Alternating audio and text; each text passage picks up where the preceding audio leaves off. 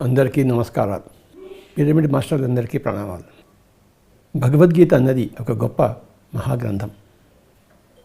ఎంతైనా తెలుసుకోవచ్చు భగవద్గీత నుంచి. ఈరోజు ఒక ముఖ్యమైన శ్లోకం గురించి తెలుసుకుందాం. భగవద్గీతలో నాకు ఎంతో ఇష్టమైన శ్లోకం ఇది. కర్మణ్య కర్మయః పశ్యేద్ అకర్మణి చ కర్మయః సహ బుద్ధిమాన్ మనుష్యేషు స యుక్తః కృష్ణ కర్మకృత్. ఇది ఆ శ్లోకం. ఇంకోసారి చెప్పుకుందాం. కర్మణి అకర్మయః పశ్యేత్ అకర్మయః కర్మః సహ బుద్ధిమాన్ మనుష్యేషు స యుక్తః కృష్ణ కర్మకృత్. సహ బుద్ధిమాన్ మనుష్యేషు, వాడు మనుషులలో బుద్ధిమంతుడు. బుద్ధిమాన్. స యుక్తః, అలాంటి వాడు చాలా సరియైన పురుషోత్తముడు, యుక్త పురుషుడు. కృష్ణ కర్మకృత్, అన్ని పనులు చేసినవాడు, చేయవలసినవన్నీ చేసినవాడు. కర్మణ్య కర్మయః పశ్యేద్ అకర్మణి చ కర్మయః సహ బుద్ధిమాన్ మనుష్యేషు స యుక్తః కృష్ణ కర్మకృత్.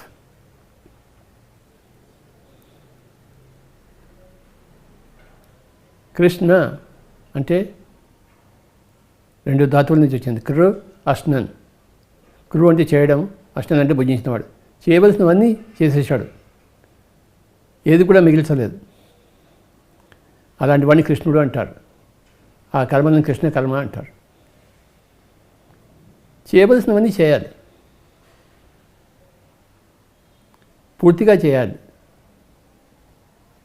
అందరూ కృష్ణుడిలా తయారు కావాలి. ఏమిటా రెండు కర్మలు అంటే, చేయవలసిన కర్మలు, కర్మను అకర్మగాను అకర్మను కర్మగాను చూడాలి. ఇది గొప్ప సందేశం.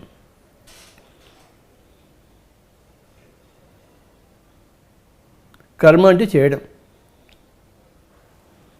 మనం ఎన్నో పనులు చేస్తూనే ఉంటాం. మనసా వాచా కర్మణ, మనసుతో ఆలోచన చేస్తూనే ఉంటాము. మానసిక కర్మ అది. నోటితో ఎన్నో మాట్లాడుతూనే ఉంటాము, వాచిక కర్మ. ఈ శరీరంతో ఎన్నో చేష్టలు చేస్తూ ఉంటాము, కాయకర్మ. కర్మలు మూడు రకాలు: మానసిక కర్మ, వాచిక కర్మ, కాయిక కర్మ. అన్ని కర్మలే. ఈ మనసుతో చేసే కర్మలను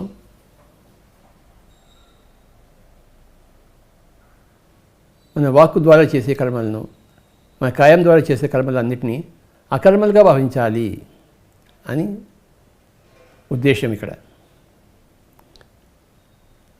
అంటే ఏంటి? అవి ఏమైనా నిజమైన కర్మలు కానే కావు. మరి నిజమైన కర్మ ఏమిటయ్యా అంటే అకర్మ. ఏమీ చేయకుండా ఉండడమే నిజమైన కర్మ. ఏమీ ఆలోచించకుండా ఉండడం, ఏమీ మాట్లాడకుండా ఉండడం, కాయంతో ఏమీ చేయకుండా ఉండడం, అదే నిజమైన కర్మ. ఈ శ్లోకం ఎంత గొప్ప శ్లోకమో. కర్మలన్నింటినీ అకర్మలుగాను అకర్మను కర్మగాను చేసుకోవాలి. ఏమీ ఆలోచించకుండా, ఏమీ మాట్లాడకుండా, శరీరాన్ని కదల్చకుండా ఆ సంపూర్ణ అకర్మలో ఉండడమే ధ్యానం కదా. ధ్యానంలో ఆలోచనలు లేవు కదా, ఏమీ మాటలు మంత్రాలు లేవు కదా, శరీరాన్ని కదల్చడాలు డ్యాన్సులు చేయడాలు లేవు కదా. ధ్యానమే నిజమైన అకర్మ, ఆ అకర్మే నిజమైన కర్మ.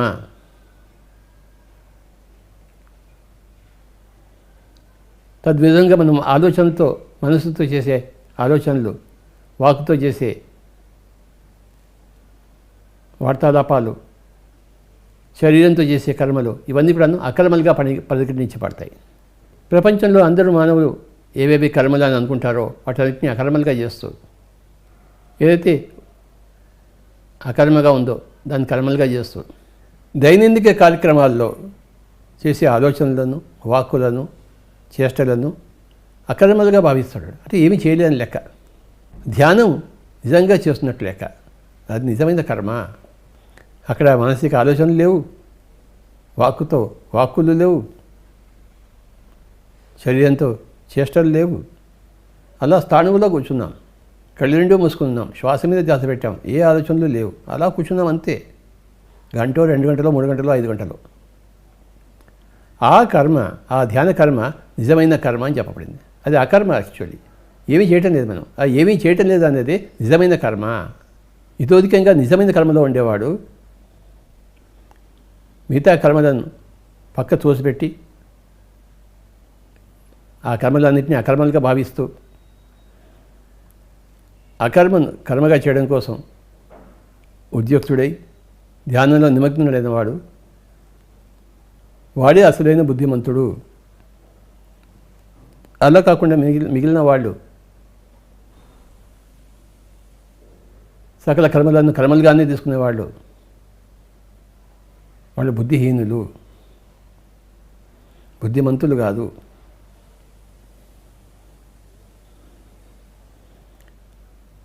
ఆ ధ్యానం చేసేవాడే యుక్త పురుషులు.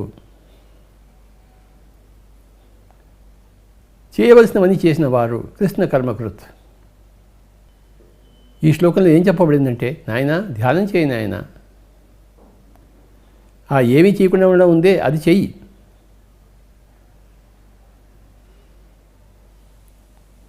Do meditation.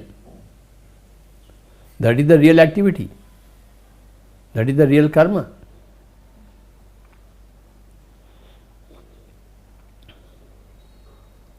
అలా కాకుండా నువ్వేవో ఇల్లు కట్టేస్తున్నావు, సంసారం నేర్పేస్తున్నావు, రాజ్యాలు వెళ్తున్నావు, ఇవన్నీ గొప్ప కర్మలుగా నువ్వు ఎంచుకుంటున్నావంటే నీకు బుద్ధిహీనుడు అనే లెక్క. నీకు ఏ మిద్దెలు మేడలు అక్కర్లేదు, ఏ రాజ్యాలు అక్కర్లేదు. నీకు కావాల్సింది ధ్యానము, నువ్వు చేయవలసింది ధ్యానము.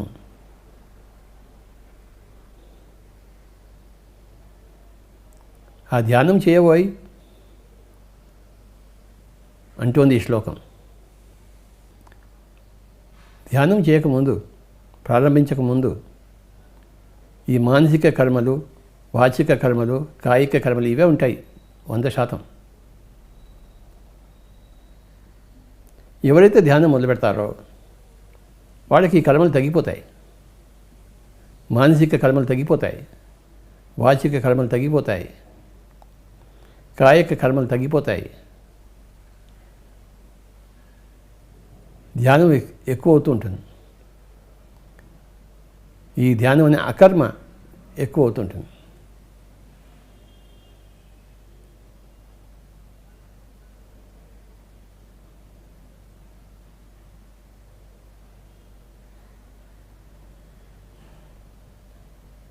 ఇక్కడ ఏదో సాధించడం కోసం మనం ఎవడు పట్టడం లేదు.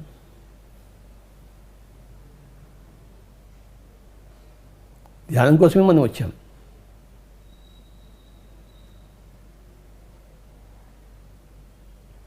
ధ్యానాన్ని చేపట్టడం కోసమే మనం వచ్చాం. పై లోకాల్లోనూ ధ్యానమే, ఈ కింది లోకంలోనూ ధ్యానమే.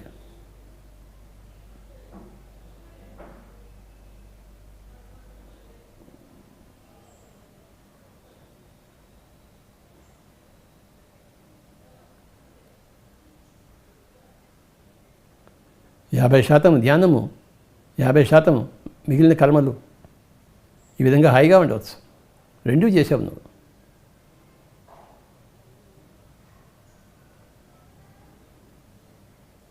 ఇటు కర్మల్లోనూ సాధించావు, అటు అకర్మల్లోనూ సాధించావు. 50-50.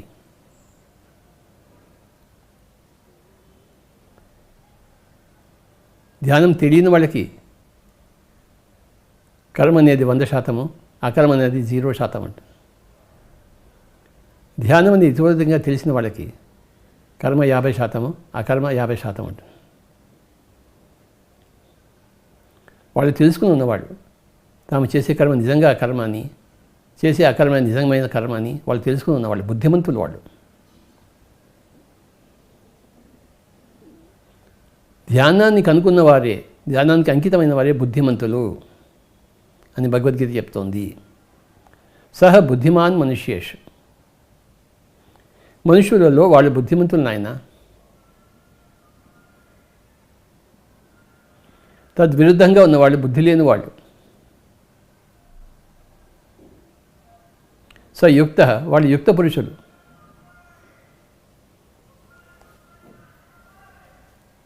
కృష్ణ కర్మకృత్, చేయవలసిన పనులన్నీ చేసినవారు.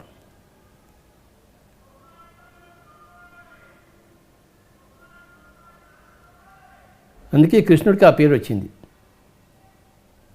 చక్కగా 50% కర్మలు, 50% అకర్మ. యోగేశ్వరుడు ఆయన. ప్రాపంచికంగానూ ఉన్నాడు, ఆధ్యాత్మికంగానూ ఉన్నాడు. కర్మలను పక్వంగా చేసుకున్నాడు, అకర్మను పక్వం చేసుకున్నవాడు. అందుకే ఆయనకి ఆ పేరు వచ్చింది కృష్ణుడు అని చెప్పేసి. కృష్ణ కర్మకృత్. చేయవలసిన వాటన్నింటినీ చేసి వాటి సత్ఫలితాన్ని భుజించిన వాడే కృష్ణుడు.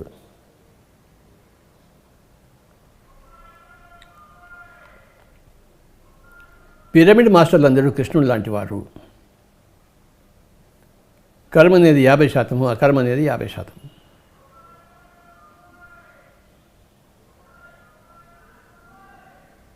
మానసిక కర్మలు, వాచిక కర్మలు, కాయిక కర్మలు చేస్తూ దాంతోపాటే అఖండమైన ధ్యానంలో విరాజిల్లుతున్నవారు.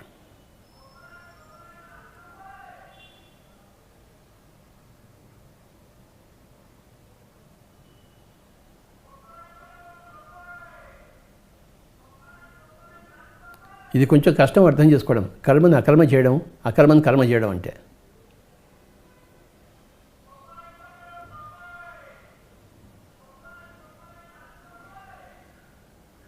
ఏమీ చేయకపోవడం అకర్మ, ఏదో ఒకటి చేయడం కర్మ. ఏది ఆలోచించకపోవడం అకర్మ, ఏదో ఆలోచిస్తూ ఉండడం కర్మ. ఏది మాట్లాడుతూనే ఉండడం అకర్మ, ఏదో ఒకటి వాగుతూనే ఉండడం కర్మ. శరీరాన్ని కదల్చకుండా స్థాణువులా పెట్టడం అకర్మ. శరీరంతో పనులన్నీ చేయడం కర్మ.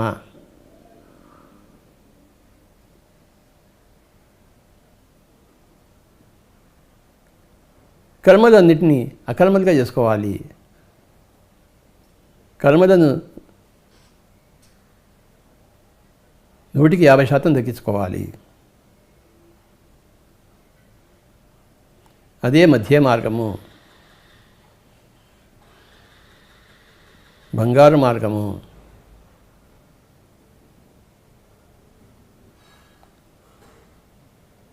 కర్మలతో కూడుకుని ఉండడం 50%, అకర్మతో కూడుకుని ఉండడం ఇంకొక 50%. అంటే రోజుకి 24 గంటల్లో సగభాగం ధ్యానానికి అంకితమైన వాళ్ళు, ఏమీ చేయకుండా కూర్చునేవాళ్ళు, ఏమీ ఆలోచించకుండా కూర్చునేవాళ్ళు, ఏమీ మాట్లాడకుండా కూర్చునేవాళ్ళు, ఏమీ చేయకుండా శరీరంతో కూర్చునేవాళ్ళు.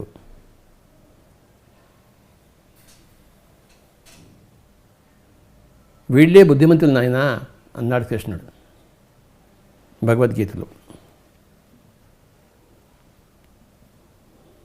వాళ్ళే యుక్త పురుషులు, అంటే సరి అయిన పురుషులు. యుక్తం అంటే సరి అయిన.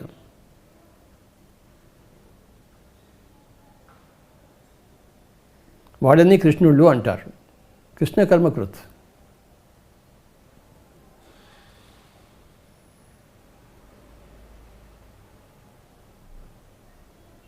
అర్జున, అందుకే యోగివి కానాయన అన్నాడు ఆయన. తపస్విభ్యోధికో యోగి, జ్ఞానిభ్యోపి మతోధిక, కర్మ్యభ్యష్టాధికో యోగి, తస్మాత్ యోగి భవాన్.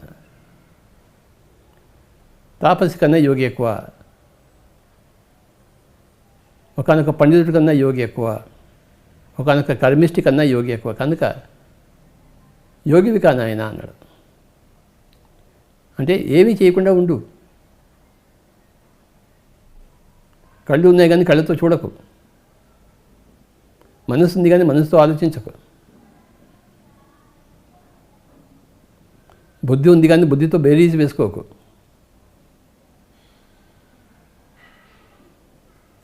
శరీరం ఉంది కానీ శరీరాన్ని కదల్చమాక. నోరు ఉంది కానీ నోటితో ఏమీ వాక్యాలు చెప్పమాక, మంత్రాలు చెప్పమాక. ఏమీ చేయకుండా కూర్చోను ఆయన.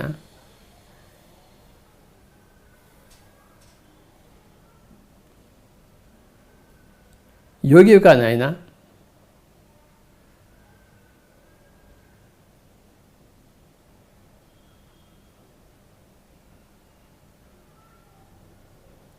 కర్మణ్యకర్మయ పశ్యేదకర్మణి చ కర్మయ సహ బుద్ధిమాన్ మనుష్యేషు స యుక్త కృష్ణకర్మకృత్.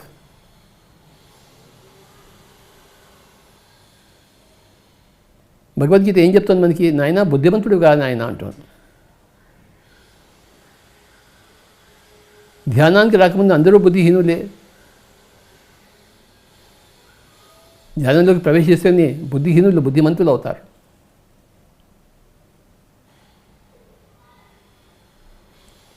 నువ్వు చేసే కర్మలను 150% తగ్గించుకో. 150% నీ కర్మలను అకర్మలుగా చేయి. ఇది గొప్ప విశేషం సుమి.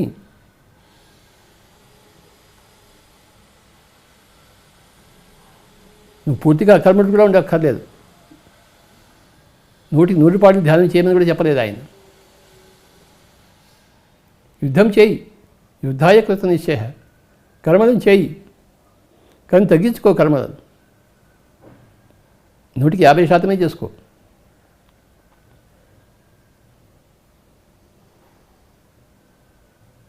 నేను యుద్ధం చేయను అని గాంధీవం కింద పడేసినప్పుడు ఒప్పుకోలేదు కృష్ణుడు. నువ్వు యుద్ధం చేయాలి, అయి కర్మలను చేయాలి. ఒక పక్కన కర్మలను చేయాలంటాడు, ఇంకో పక్కన కర్మను వదిలిపెట్టేయాలంటాడు.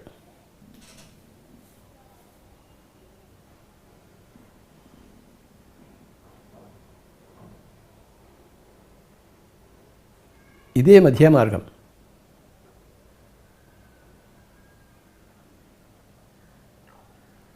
నీ కర్మలన్నింటినీ అకర్మలుగా చేసుకుంటూ, అకర్మను అంటే ధ్యానాన్ని కర్మగా చేసుకుంటూ అలా ఉండడమే బుద్ధిమంతుడి యొక్క లక్షణము.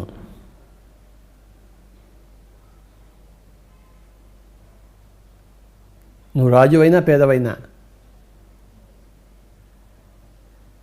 స్త్రీవైనా పురుషువైనా, పండితుడివైనా పామరుడైనా అందరూ ఈ మధ్య మార్గంలోకి రావాల్సిందే. అందరూ ధ్యానం చేయవలసిందే. అందరూ బుద్ధిమంతులు కావాల్సిందే. ఎవరి బుద్ధిమంతుడు కాకూడదు? అందరూ కావాలి కదా. అందరూ బుద్ధిమంతులు కావాలి. మనిషి అన్న ప్రతివాడు బుద్ధిమంతుడు కావాలి. మనిషిగా ఉన్న ప్రతివాడు యుక్త పురుషుడిగా ఉంటారు. అందరూ కృష్ణుడిలా జీవించాలి.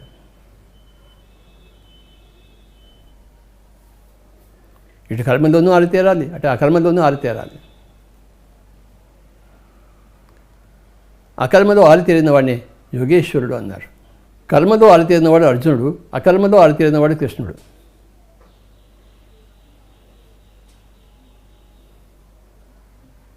మనం ఒక పక్క అర్జునుడిగా ఉంటూ ఇంకో పక్కన కృష్ణుడిలా ఉండాలి. ఒక పక్కన కృష్ణుడిలా ఉంటూ ఇంకో పక్కన అర్జునుడిలా ఉండాలి మనం. ఎక్కడైతే ఇవి రెండు సమపాళ్ళల్లో ఉంటాయో అక్కడ నీకు రావాల్సినవన్నీ వస్తాయి నాయన అన్నాడు.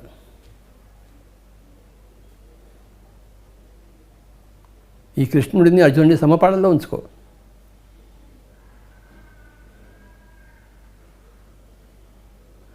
అర్జునుడు నిత్య కర్మిష్టి, శ్రీకృష్ణుడు నిత్య అకర్మిష్టి. ఏమీ ఆలోచించాడు.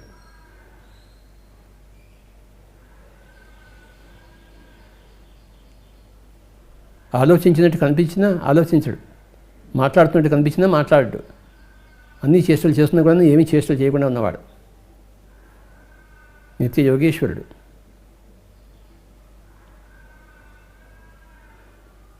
యత్ర యోగేశ్వర కృష్ణ యత్ర పార్థో ధనుర్ధర తత్ర శ్రీ విజయో భూతిర్ధ్రువ నీతిర్మతిర్మమ అన్నాడు సంజయుడు.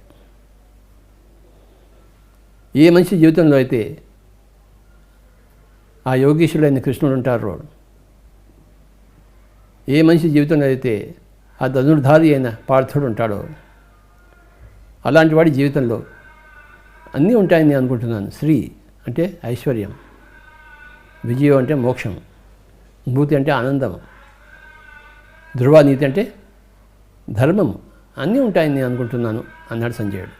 యత్ర యోగేశ్వర కృష్ణ యత్ర పార్థో ధనుర్ధరః తత్ర శ్రీర్విజయో భూతిర్ధ్రువ నీతిర్మతిర్మమ. అంటే మన జీవితం, మానవ జీవితం సగం కృష్ణుడికి సగం అర్జునుడికి అంకితం కావాలి. ఇదే మిడిల్ పాత్, మధ్య మార్గం.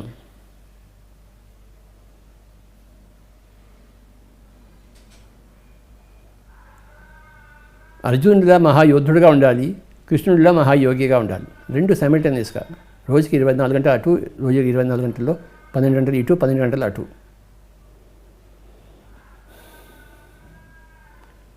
అలా ఉండగలిగితే నీ దగ్గర అన్నీ వచ్చినట్టే లెక్క.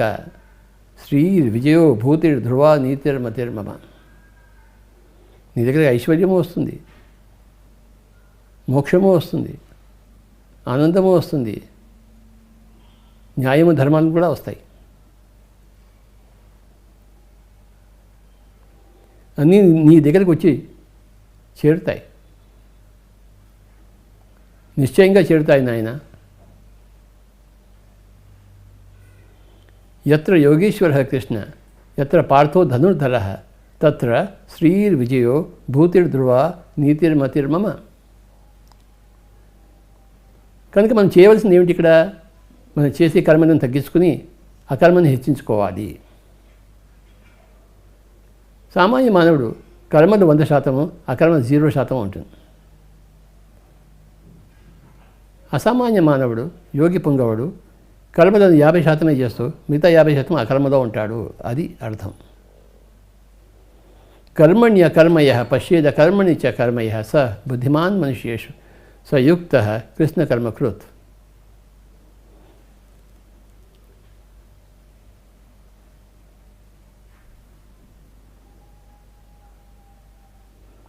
నువ్వు మానసికంగా చేసే ఆలోచనలు, వాచికంగా చేసే వాక్కులను, కాయంతో చేసే చేష్టలను శూన్యం చేయడమే ధ్యానం కదా.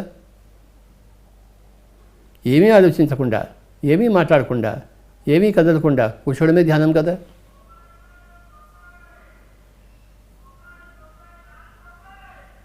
సగటు మానవుడి జీవితంలో ధ్యానం 0 ఉంటుంది, 0% ఉంటుంది. కానీ ఒక అసామాన్యుడి జీవితంలో ధ్యానం అనేది 50% ఉంటుంది.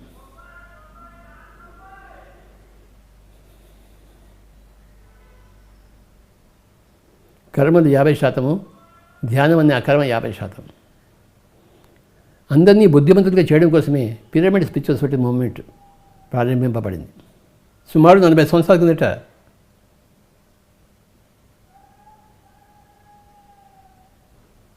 నా యొక్క ఆత్మ జాగృతం చెంది ధ్యానంలోకి నేను ప్రవేశించడం జరిగింది. అంటే నేను అప్పుడు బుద్ధిమంతుడని అయ్యాను.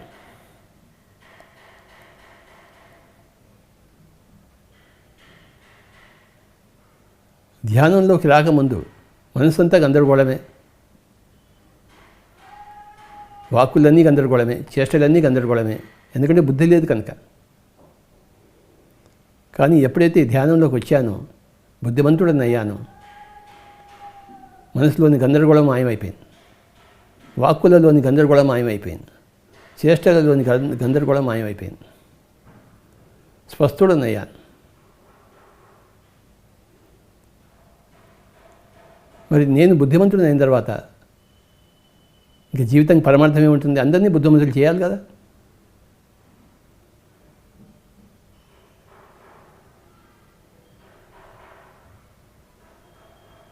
నా కడుపులోని ఆకలి తీరిన తర్వాత అందరి కడుపులోని ఆకలి తీరాలి కదా.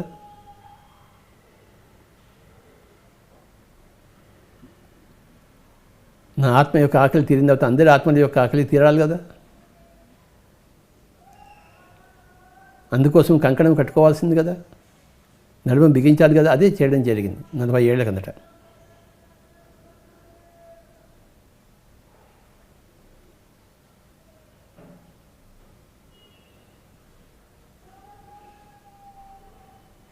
నువ్వు చేసే సకల ఆలోచనలకు, వాక్కులకు, చేష్టలకు 100కు 50% అర్థం ఉంది, మిగతా 50% అర్థం లేదు. అర్థం లేని పనులు చేయమాక, అర్థం ఉన్న ధ్యానం చేసుకో. అర్థం లేని ఆలోచనలు ఆలోచించక, అర్థం లేని వాక్కులు తగ్గించేసి, అర్థం లేని కాయ కష్టాలు తగ్గించేసి అర్ధమున్న ధ్యానం చేసుకొని ఆయన. ఈ అకర్మని కర్మగా చేసుకొని ఆయన.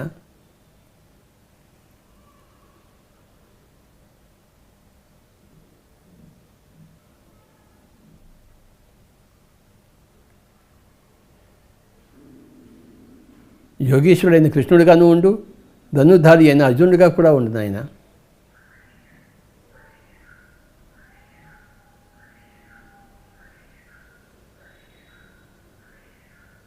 తపస్సు భ్యోధికో యోగి. నువ్వు చేసే తపస్సు కాయిక తపస్సు కన్నా యోగి ఎక్కువ కనుక కాయిక తపస్సును తగ్గించుకో, ధ్యానం మొదలుపెట్టు. జ్ఞానభ్యోపి మతాధిక. నీ యొక్క పాండిత్యాన్ని తగ్గించుకో, నీ యొక్క ధ్యానాన్ని హెచ్చించుకో. కర్మయచాదికో యోగి. నువ్వు చేసే కర్మలను తగ్గించుకో, ధ్యానాన్ని హెచ్చించుకో. తస్మాత్ యోగి భవ అర్జున. కనుక అర్జున యోగివి కా నాయన అన్నాడు.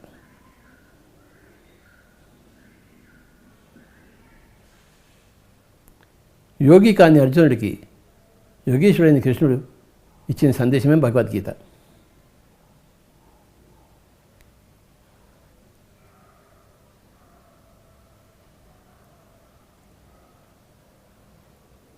ధ్యానంలోకి వచ్చినప్పుడు మనం కూడా యోగులం అవుతాం.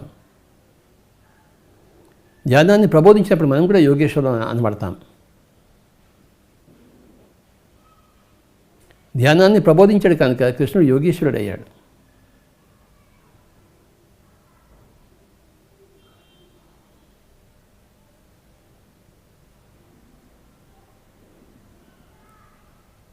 యోగేశ్వరులందరూ మానవులు ఏం చేస్తే సరిగ్గా ఉంటుందో దానికి అనుకున్నవాడు, దాన్ని ప్రబోధించిన వాడు.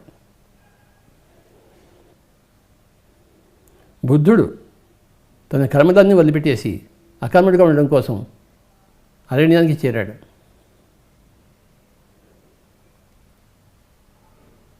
ధ్యాన సాధన చేసి యోగి అయ్యాడు. తర్వాత ధ్యాన ప్రచారం చేసి యోగేశ్వరుడు అయ్యాడు. పిరమిడ్ మాస్టర్లు అందరూ యోగేశ్వరులు కదా, నిత్యం ధ్యాన ప్రచారం చేస్తుంటారు, అందరికీ ధ్యానం ప్రబోధిస్తుంటారు.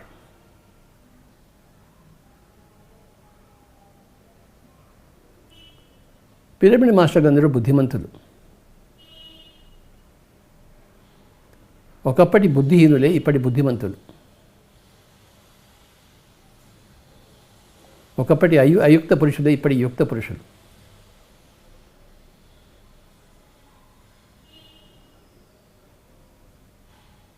ఒకప్పటి కృష్ణుడు కాని వాళ్ళంతా ఇప్పుడు కృష్ణుడుగా అయ్యారు. చేయవలసిన పనులన్నీ చేస్తున్నారు.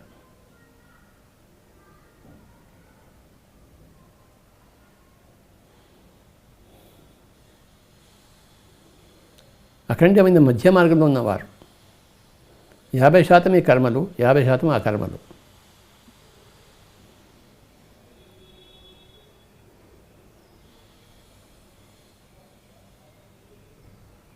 కర్మణి అకర్మయ పశ్యేద్ అకర్మణి చ కర్మయ సహ బుద్ధిమాన్ మనుష్యేషు స యుక్త కృష్ణ కర్మకృత్.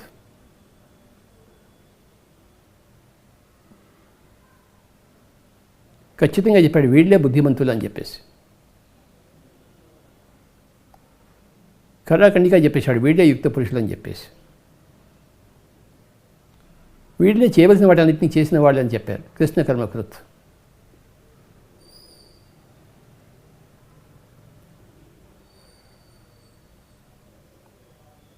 భగవద్గీతలో ఎక్కడ కన్ఫ్యూజన్ లేదు, అన్నీ పర్ఫెక్ట్ మాటలు, పర్ఫెక్ట్ వాక్యాలు.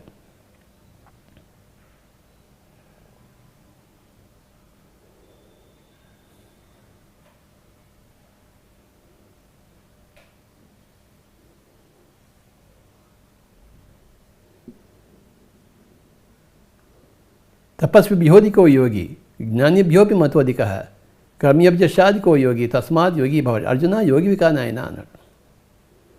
నీ కర్మలను తగ్గించుకో, బాహ్య కర్మలను తగ్గించుకో, మానసిక కర్మలను తగ్గించుకో, వాచిక కర్మలను తగ్గించుకో, శారీరక కర్మలను తగ్గించుకో నాయన. ధ్యానంలో ముందుకు.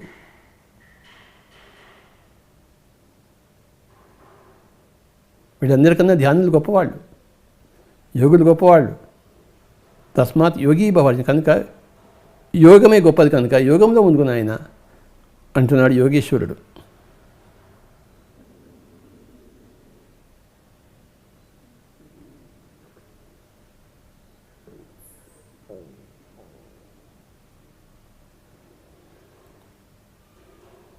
ఎప్పుడైతే యోగిగా కృష్ణుడిలాను కర్మిష్ఠులా అర్జునుడిలాను మనం ఉంటామో అక్కడ మనకు అన్నీ సమకూడతాయి. అద్భుతమైన మధ్య మార్గం ఇది, పిరమిడ్ మార్గం, పిరమిడ్ మాస్టర్ల మార్గం.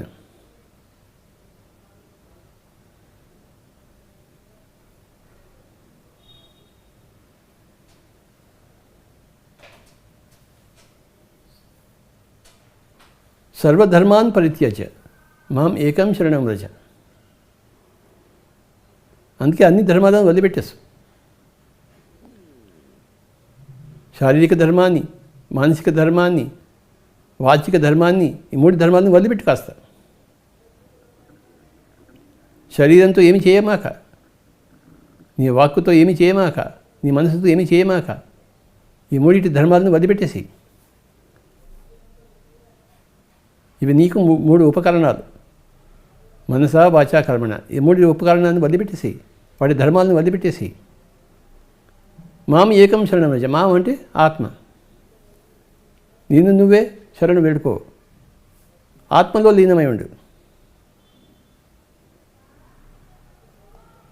అప్పుడు అహం త్వా సర్వపాపభ్యో. ఈ ధర్మాన్ని వదిలిపెట్టేసి నీకు ఏదైనా కొంచెం ఉపద్రవం వచ్చిందనుకో, ఆ ఉపద్రవాలను నేను కాపాడుకుంటాను, నువ్వు ఏడవమాక. అహం త్వా సర్వపాపభ్యో మోక్షయిష్యామి మా శుచ. నేను ఎలా ధర్మాన్ని వదిలిపెట్టేస్తాను? నేను చేయవలసిన పనులు ఉన్నాయి కదా నువ్వు ఆలోచిస్తున్నావు అనుకో, వాటన్నిటిని నేను చూసుకుంటాను. కృష్ణుడిగా నేను ఉన్నాను చూసుకోవడం కోసం. నువ్వు నీ ధర్మాలను వదిలిపెట్టేసి, మానసిక ధర్మాన్ని, వాచిక ధర్మాన్ని, కాయిక ధర్మాన్ని వదిలిపెట్టేసి 150% తగ్గించుకో. దానివల్ల నీకేమైనా అభ్యంతరాలు వచ్చాయనుకోండి, నీకేమైనా ఉపద్రవాలు వచ్చాయో అవి నేను చూసుకుంటాను. దానికి నువ్వు వగల్చవలసిన అవసరం లేదు. మా శుచ. ఇది చర్మశ్లోకం భగవద్గీతలో. సర్వధర్మాన్ పరిత్యజ్య. అన్నింటిని ధర్మాన్ని వదిలిపెట్టేసేయి. పరిత్యజ్య, త్యజ్య కాదు, పరిత్యజ్య. పరిత్యాగం చేసి వదిలిపెట్టేసే పూర్తిగా. మాం ఏకం శరణం వ్రజ. నిన్ను నువ్వే శరణం వేడుకో. నీ ఆత్మతోనే నువ్వు ఏకమై ఉండు. ఏమో ఆలోచించకుండా, ఏమీ మాట్లాడకుండా, ఏమీ చేయకుండా నీ ఆత్మతో నువ్వు కలిసి ఉండు. అంటే ధ్యానమే. నీ ధ్యానం వల్ల ఏమైనా ప్రాపంచికంగా ఒకవేళ నష్టాలు వచ్చాయని నీకు అనిపించినా వాటన్నిటిని నేను చూసుకుంటాను. నువ్వు ధ్యానం చేయబోయి ప్రతి శ్లోకంలోనూ ధ్యానమే చెప్పబడింది. అనన్యాన్ చింతయంతో మాం ఏ జనా పరశుపాస్తే. నువ్వు వేరే చింత లేకుండా, ఆ పని చేయాలి ఈ పని చేయాలని వేరే చింతలు లేకుండా, అనన్యాన్ చింతయంతో మాం ఏ జనా పరశుపడితే, ఎవరైతే తనను తాను ఉపాసించుకుంటాడో తేషాం నిత్యాభియుక్తానం యోగక్షేమం వహామ్యహం. అలాంటి వాడి యోగక్షేమాలు నేను చూసుకుంటాను కదా అని పర్సనల్గా గ్యారంటీ ఇస్తున్నాడు కృష్ణుడు. నువ్వు చేయవలసింది నువ్వు చేస్తే నేను చేయవలసింది నేను చేస్తాను. భగవద్గీతలో పదప్రాణంలో మామని వస్తుంది, 2వ పదంలో అహమని వస్తుంది. జాగ్రత్తగా పరిశీలించిన వాడికి ఇవన్నీ తెలుస్తాయి. మామ అనేది ఎవరికి వారే, అహం అనేది కృష్ణుడు తనను తాను ఉపయోగించుకున్నాడు. అనన్యాన్ చింతయంతో మాం ఏ జనా పర్యుపాసతే. ఇక్కడ మామంటే కృష్ణుడు కాదు, మామంటే ఎవరికి వారే, ఇన్వర్టెడ్ కామర్స్లో. సర్వధర్మాన్ పరిత్యజ్య మాం ఏకం శరణం వ్రజ. చూసారా మళ్ళీ? ప్రథమ పాదంలో మాం, ద్వితీయ పాదంలో అహం. అహం త్వా సర్వపాపభ్యో మోక్షయిష్యామి మా శుచ. నువ్వు చేయవలసింది నువ్వు చేయి, నేను చేయవలసింది నేను చేస్తాను. Matching provident fund. నువ్వు చేయవలసింది 10% ప్రావిడెంట్ ఫండ్ వేస్తుంది, నేను 10% వేస్తాను. నువ్వు 50% వేస్తుంది, నేను 50% వేస్తాను. నువ్వు ఏమి ఇవ్వచ్చు, నేను వేయలేను. Provident fund, matching provident fund అంటారు.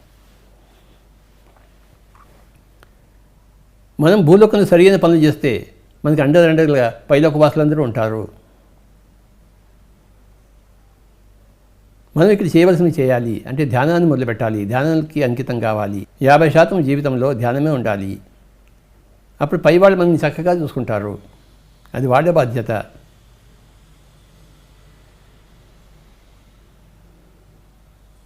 ప్రావిడెంట్ ఫండ్లో మనం ఎంత చేస్తామో గవర్నమెంట్ అంత ఇస్తుంది.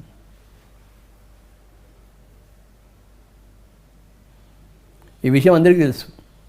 ఇదే కాస్మిక్ గవర్నమెంట్లోను భూలోక వాసులు తమకు చేయవలసిన తాము చేస్తే, ఊర్ధ్వలోక వాసులు తాము చేయగలిగి తాము ఇస్తూనే ఉంటారు. ఇక్కడ అడగకపోయినా ఇస్తూనే ఉంటారు. భూలోక వాసులకు ఊర్ధ్వలోక వాసులు మ్యాచింగ్ ప్రావిడెంట్ ఫండ్ అన్నమాట. ఈరోజు అనేక భగవద్గీత శ్లోకాలు మనం తెలుసుకున్నాము. కర్మణ్య కర్మయ పశ్యేద కర్మణి చ కర్మయ సహ బుద్ధిమాన్ మనుష్యేషు సంయుక్త కృష్ణ కర్మకృత్. తపస్విభ్యోధికో యోగి జ్ఞానిభ్యోపి మతోధిక కర్మ్యభ్యశ్చాధికో యోగి తస్మాత్ యోగీ భవార్జున. యత్ర యోగేశ్వరః కృష్ణ యత్ర పార్థో నరోత్తరః తత్ర శ్రీ విజయో భూతిర్ధ్రువ నీతిర్మతిర్మమ.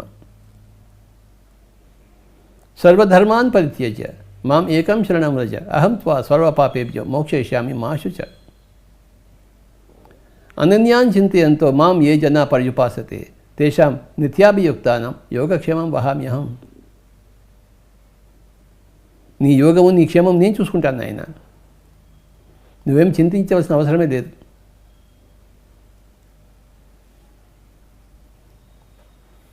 నీ ఆలోచనలను, నీ మానసిక కర్మను తగ్గించుకో, నీ వాచిక కర్మలను, నీ యొక్క పదజాలాన్ని తగ్గించుకో, నీ యొక్క కాయిక చేష్టలను తగ్గించుకో. ధ్యానంలో ముందుకు నాయన.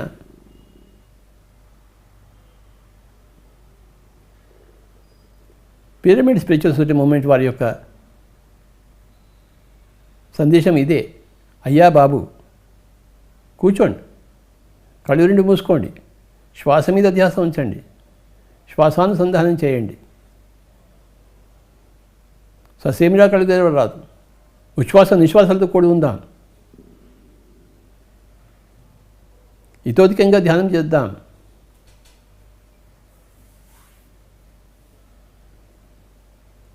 రోజుకి 2 రొట్టెలు తిందాం, 2 గంటలు ధ్యానం చేసుకుందాం. మళ్ళీ ఇంకొక రొట్టె తిందాం, ఒక గంట సేపు ధ్యానం చేసుకుందాం. ఎంత గొప్పదో భగవద్గీత గ్రంథం. భగవద్గీతను ప్రమాణ గ్రంథంగా తీసుకున్న హిందువులందరూ మరి తప్పకుండా ధ్యానం చేయవలసిందే. ఎందుకంటే భగవద్గీతలో చెప్పబడిందే ధ్యానం. ధ్యానం అంటే ఏమిటి? కర్మను అకర్మ చేయడం.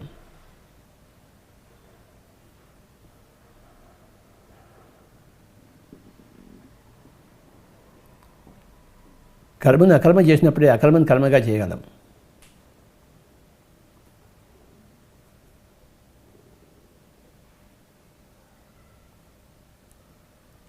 హైదరాబాద్ వదిలిపెట్టేస్తే కానీ ముంబై చేరం.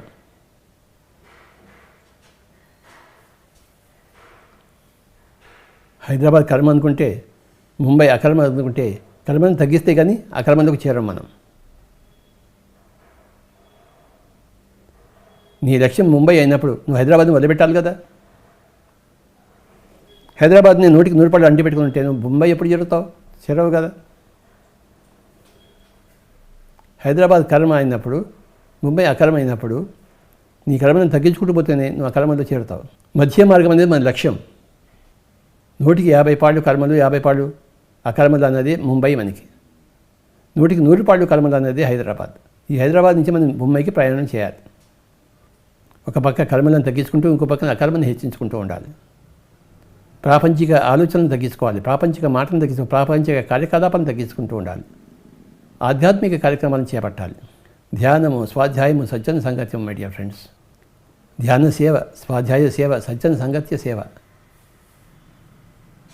ఇత్యాదులలో మనం విజృంభించాలి. అదే చేస్తున్నాం మనం పిరమిడ్ మాస్టర్లు. ఒక 10 నిమిషాలు ధ్యానం చేద్దాం.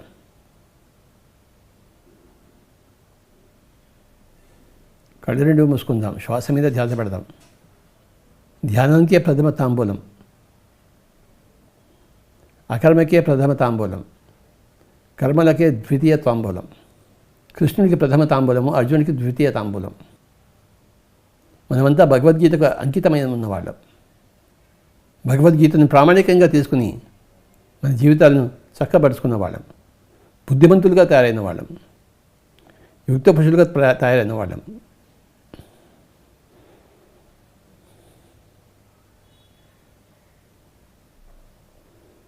యోగక్షేమాదులలో మునిగి తేలుతున్న వాళ్ళం. యోగము కావాలి, క్షేమము కావాలి.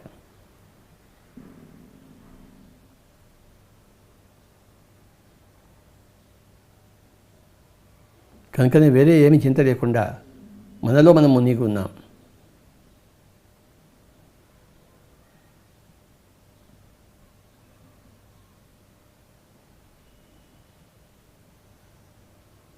The effort of the soul to be in the soulhood for the sake of the soul. ఆత్మ కోసం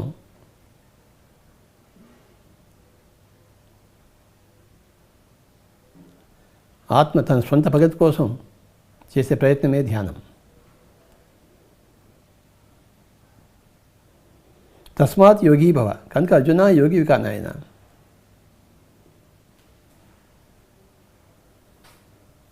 ధ్యానం మొదలుపెట్టిన వాడు యోగి అవుతాడు. యోగి అయినవాడు ఋషి అవుతాడు, ద్రష్ట అవుతాడు, సత్యాన్ని దర్శిస్తాడు, అనేకానేక జన్మ పరంపరను తెలుసుకుంటాడు, మహర్షి అవుతాడు, సకల ప్రాణికోటిలను విలీనమైపోతాడు, బ్రహ్మర్షి అవుతాడు.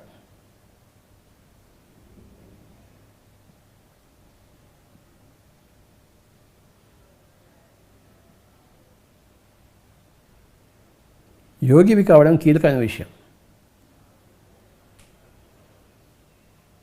తస్మాత్ యోగీ భవ అర్జున. అర్జున యోగివి కా నాయన. హిందువుగా పుట్టినవాడు ప్రతి ఒక్కడికి యొక్క అధ్యయన గ్రంథము భగవద్గీత. భగవద్గీత నిత్య పారాయణ గ్రంథం, నిత్య అధ్యయన గ్రంథం.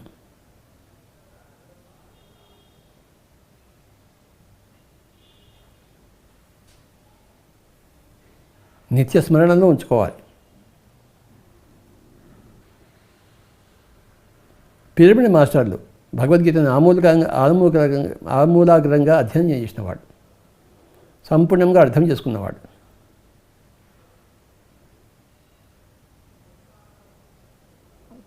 భగవద్గీత సందేశాన్ని అభ్యాసం చేసేవారు.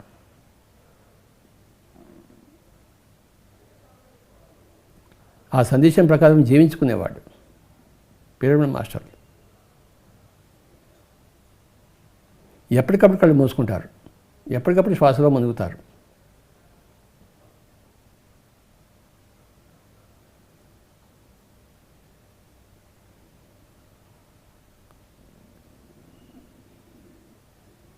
ఇంట్లోంచి కదలరు, శరీరాన్ని కూర్చోబెడతారు, శ్వాసానుసంధానం చేస్తారు. సుఖమయ ప్రాణాయామం, బుద్ధుడు చెప్పిన ఆనాపానసతి.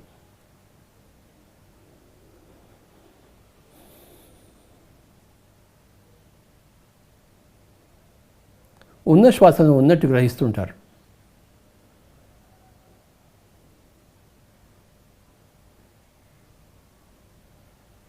ఉన్నదాన్ని దేనిలోనూ మార్పు కొరకుండా ఉన్నది ఉన్నట్టుగా స్వీకరిస్తారు. శ్వాసలో మార్పు కోరుకోరు, శ్వాసను గమనిస్తుంటారు అంతే. ఆ గమనిక ఎక్కడ తీసుకెళ్తే అక్కడికి వెళ్తూ ఉంటారు. ఆ శ్వాస మీద ధ్యాస అనే గమనిక ఎక్కడ తీసుకెళ్తుంది? సమాధి స్థితికి తీసుకెళ్తుంది.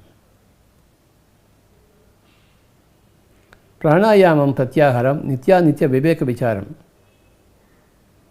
జాప్య సమేత సమాధి విధానం కుర్వవధానం మహదవధానం. సమాధి విధానం ఇది.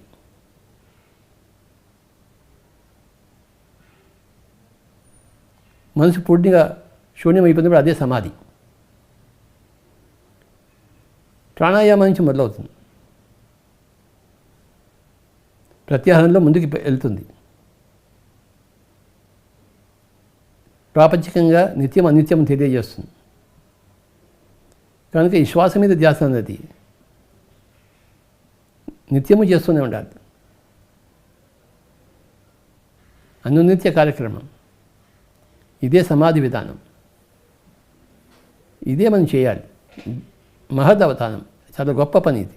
ప్రాణాయామం, ప్రత్యాహారం, నిత్య వివేక విచారం, జాప్య సమేత సమాధి విధానం, కుర్వవధానం, మహదవధానం.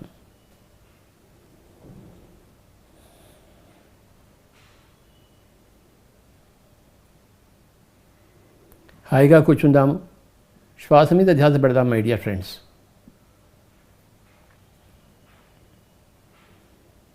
కళ్ళు ఉన్నాయి కానీ కళ్ళు మూసేసుకుందాం. నోరు ఉంది కానీ నోరు మూసేసుకుందాం. శరీరాన్ని ఉంది కానీ శరీరంతో మనం కదలికలు చేయం.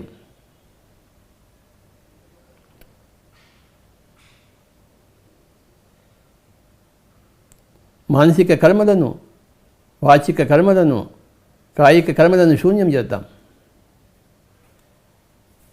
యోగులమవుదాం.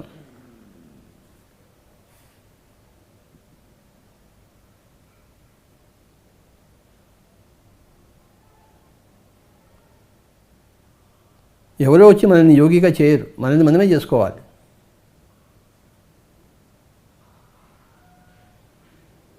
ఉద్ధరేది ఆత్మానం ఆత్మానం అవసాదియేత్. ఎవరిని వాడే ఉద్ధరించుకోవాలి బాబా. ఆత్మను దిగదార్చకూడదు.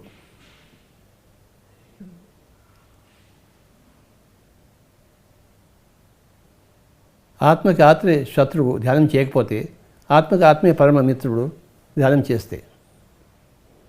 ఉద్ధరేది ఆత్మానం ఆత్మానం అవసాదయేత్. ఆత్మవి ఆత్మనో బంధువు ఆత్మైవ విపరాత్మన. నిన్ను నువ్వే ఉద్ధరించుకోవాలో. నిన్ను ఏ కృష్ణుడు వచ్చి, రాముడు వచ్చి నిన్ను ఉద్ధరించడు.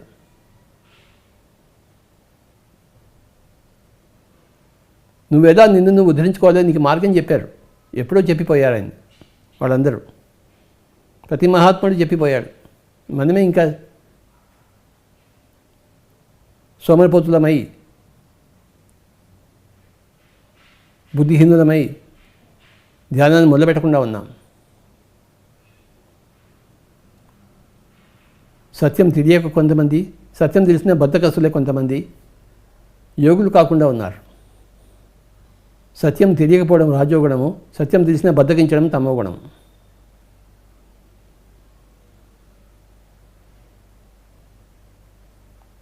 ఈ రెండు గుణాలే మానవుడికి దరిద్రానికి కారణం.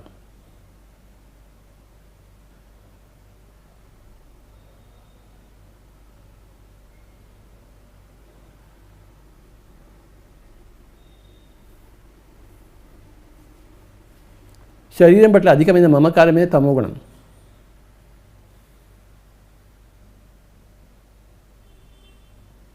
తమకి అన్నీ తెలుసుకున్న విరగివేగేవారే అహంకారం.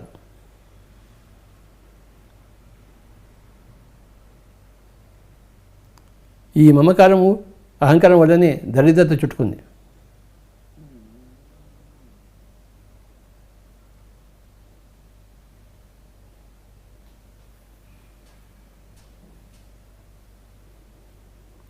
అందుకే భగవద్గీతలో 15-20 శ్లోకాలకు ఒకసారి నిర్మమో నిరహంకారం అని అంటుంటుంది. మమకారాన్ని వీడు, శరీరం పట్ల తాదాత్మ్యాన్ని తగ్గించుకో.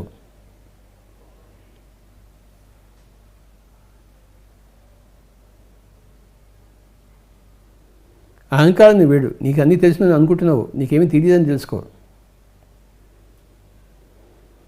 యోగివిక, యోగా అభ్యాసం చేస్తే యోగి అవుతావు.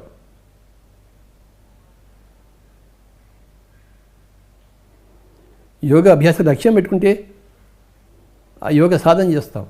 యోగ సాధన చేసినప్పుడు యోగివి అవుతావు. యోగివి అయినప్పుడు బుద్ధిమంతుడు అవుతావు, యుక్త పురుషుడు అవుతావు. సహ బుద్ధిమాన్ మనుష్యేషు స యుక్త కృష్ణ కర్మకృత్. అన్ని పనులు చేసినట్టు అవుతుంది. అప్పటికి నీ జీవితం పరిపూర్ణం అవుతుంది. యోగ సాధనతో నీ జీవితం పరిపూర్ణం, సంపూర్ణం. ఇంక చేయడానికి ఏది మిగిలి లేదన్నమాట.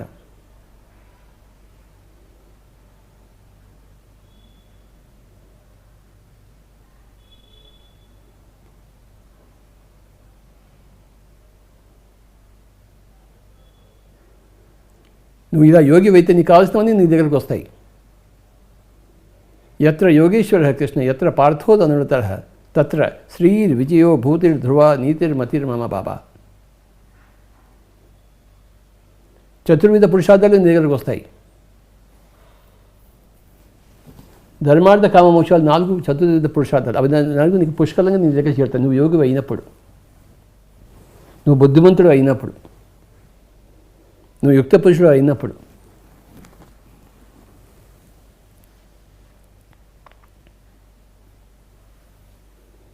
ఎవరూ కళ్ళు తెరవరాదు. శ్వాస మీద ధ్యాస, శ్వాసానుసంధానం.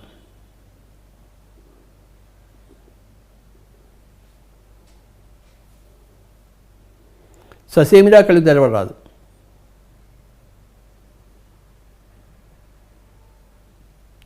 ఇంట్లో కుటుంబంతో కూర్చున్న కుటుంబాన్ని చూడకూడదు. కళ్ళు ఉన్నా కళ్ళు విప్పి ప్రపంచాన్ని చూడకూడదు. నోరు ఉన్నా నోరు మూసేసుకోవాలి. మాటలకు స్వస్తి చెప్పాలి. ధ్యాన సాధనలో మునగాలి. నువ్వు ధ్యాన సాధనలో మునిగినప్పుడు ఉర్దూలోక భాషలు షహబాష్ బేటా, నువ్వు బుద్ధిమంతుడు అయ్యావోయ్ అని పైనుంచి కీర్తిస్తారు. నువ్వు గొప్పవాడు అయ్యావయ్యా, నువ్వు యుక్త పురుషుడు అయ్యావయ్యా అని కీర్తిస్తారు. అప్పుడు మనకి ఉర్దూలోక వాసుల సహకారాలు మెండుగా లభిస్తాయి. ఎవరూ కళ్ళు తెరవరాదు. శ్వాస మీద ధ్యాస, శ్వాసానుసంధానం. మిత్రులారా, సుఖమయ ప్రాణాయామం.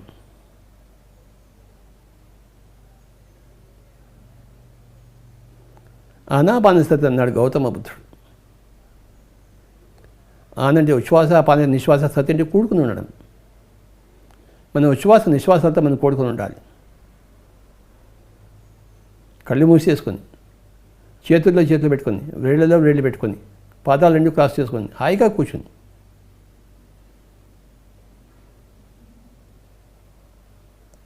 శ్వాస మీద ధ్యాస, శ్వాసానుసంధానం.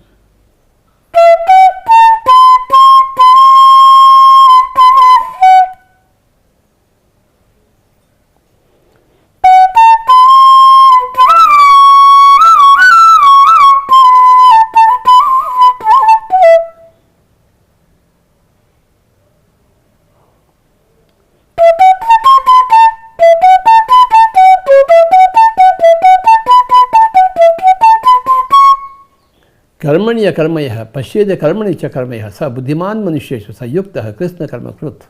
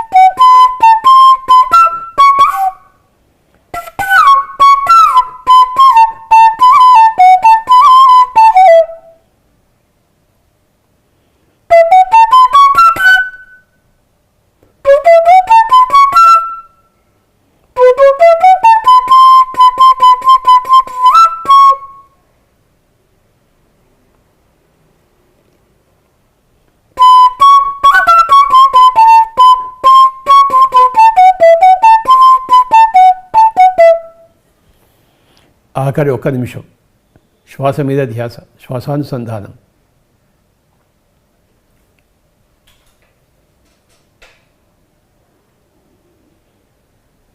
ఆఖరి 30 సెకండ్లు.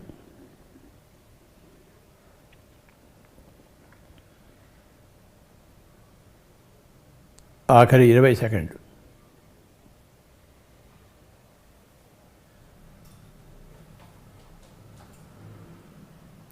ఆఖరి 10 సెకండ్లు. 9, 8, 7, 6, 5, 4, 3, 2, 1, 0. రెండు చేతులను ఇప్పేసి రెండు కళ్ళ మీద పెట్టుకుందాం. 5 సెకండ్స్. 5, 4, 3, 2, 1, 0. మెల్లిగా రెండు చేతులు తీసేది కళ్ళు రెండు తిరుగుతాం. మై డియర్ ఫ్రెండ్స్,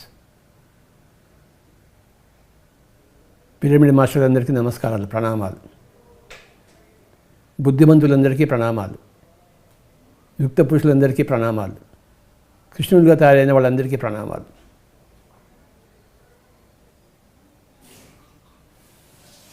ఇదోత్కంగా భగవద్గీతను అధ్యయనం చేద్దాం.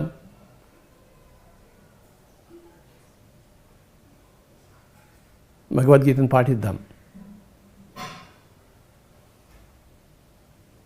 Thank you.